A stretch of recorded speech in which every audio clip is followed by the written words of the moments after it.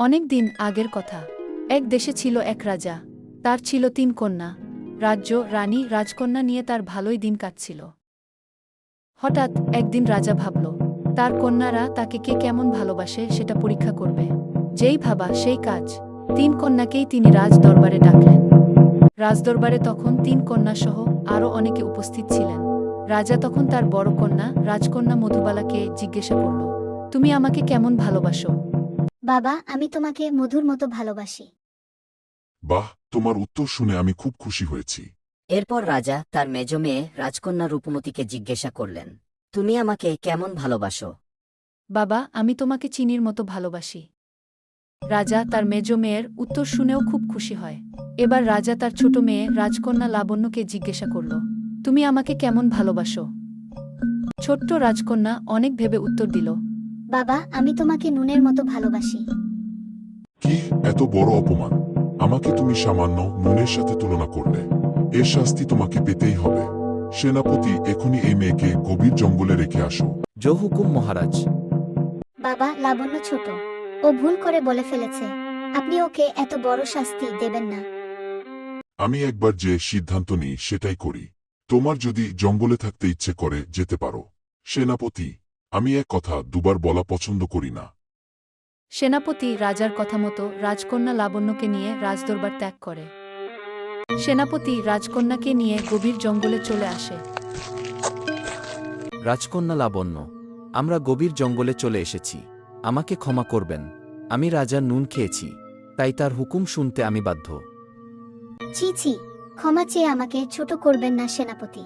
রাজার হুকুম অমান্য করলে যে আপনার প্রাণ যাবে। আপনি এখন আসুন। সেনাপতি চলে যায়। রাজকন্যা লাবণ্য তার যাওয়ার পানে তাকিয়ে রয়, আর তার অনিশ্চিত ভবিষ্যতের কথা ভাবতে থাকে। রাজকন্যা হাঁটতে হাঁটতে একটি গাছের নিচে বসে। তখনই একটি বুড়ি সেখানে উপস্থিত হয়। ও মেয়ে, কে তুমি? এই জঙ্গলে কি করছো? রাজকন্যা বুড়িকে সমস্ত ঘটনা খুলে বলে। আহারে বেচারি, এই জঙ্গলে আমার একটি কুঁড়েঘর আছে। আমি সেখানে একাই থাকি। তুমি চাইলে আমার সাথে যেতে পারো।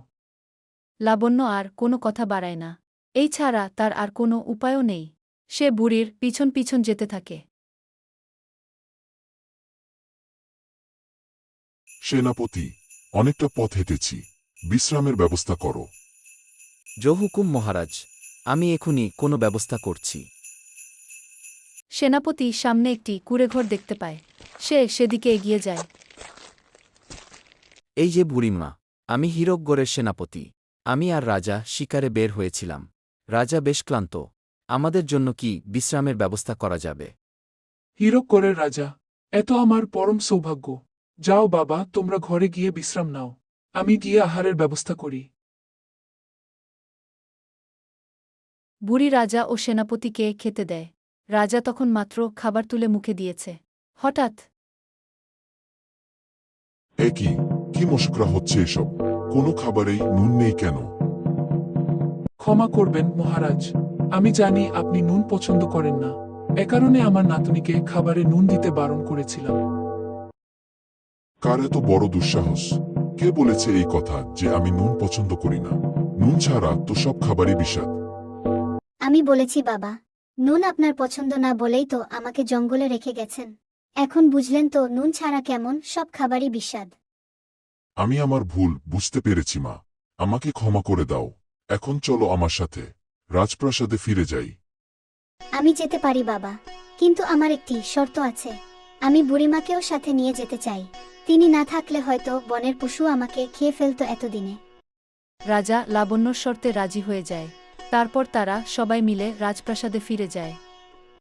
লাইক, কমেন্ট, শেয়ার আর ভালো লাগলে সাবস্ক্রাইব করতে ভুলো না কিন্তু।